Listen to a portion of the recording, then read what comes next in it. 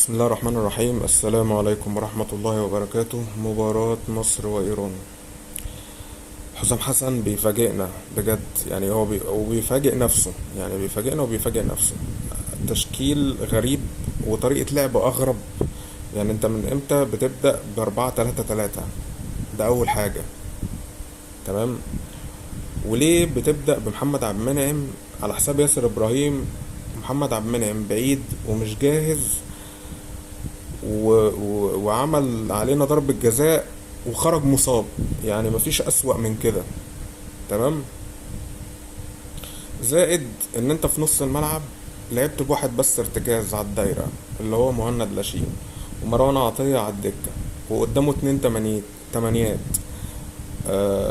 محمود صابر وإمام عاشور، والاتنين ما بيرجعوش يدافعوا. فكان الشوط الأول كان كارثي. كان الملعب متاخد مننا بطريقة غريبة، ومصطفى شوبير شال كور كتيرة. كان هو نجم الشوط الأول بجد، يعني بلا منازع. ف أنا شايف إن الفوز النهاردة ده يعني والله من عند ربنا سبحانه وتعالى، وبدعوات الناس، يعني ثم بدعوات الناس.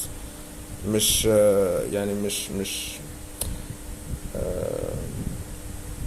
مش باجتهاد منك بقى زي ما انت بتقول، ومش بشغل منك. بالعكس، انت ألفت تأليف غريب يا حسام يا حسن. خلينا نخش على التقييمات بشكل سريع. مصطفى شوبير 5/10، محمد هاني 4/10، رامي ربيعة 2/10، محمد عبد المنعم انا مش هحمله، يعني ان هو اشترك فكان ممكن اديله 0، بس انا مش هحمله مش هديله نتيجة، يعني مش هديله تقييم.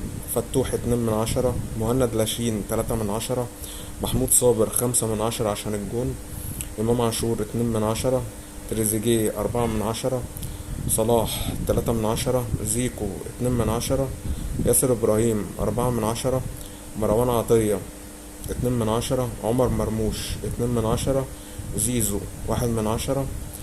حمزة عبد الكريم مش هقيمه زي ما قلت قبل كده، غير لما يجيب جون او يعمل جون، غير كده مش هقيمه، مش هديله تقييم. الشوط التاني طبعا يعني ايه، كانت ايران بتحاول انها تاخد نفسها. وانت اللي ماسك الكوره وانت اللي بتهاجم، ومع ذلك برضو ما ضيعتش فرص اللي هي ايه يعني خطيره. تمام.